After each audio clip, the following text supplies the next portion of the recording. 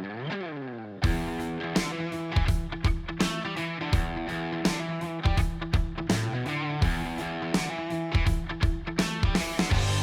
name's Robbie. Working here at Dreyer and Reinbold Racing. The Reinbold family has been in racing for many years. His grandfather was Pop's Dreyer. He was building race cars in the 20s.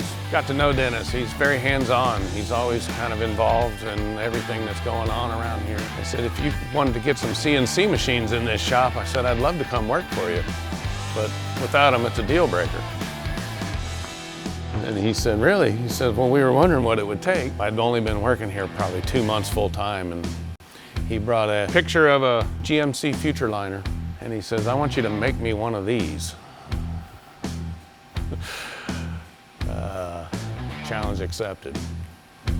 We take our pit stops very seriously. We have probably some of the best pit crew up and down the pit lane, even though we only race the one race a year. So we build our own sockets for the wheel guns that the pit crew uses to change the tires, and you know, there's a couple companies out there that make them, but they're very expensive, but they're not guaranteed to hold your nut in like I feel like mine are now. If you drop a nut during the Indy 500, it may be just a couple seconds, but a couple seconds on track at speed is a very long way. But prototyping is awesome. We do a lot of prototyping here. In fact, we're developing a new car for the Nitro Rallycross series.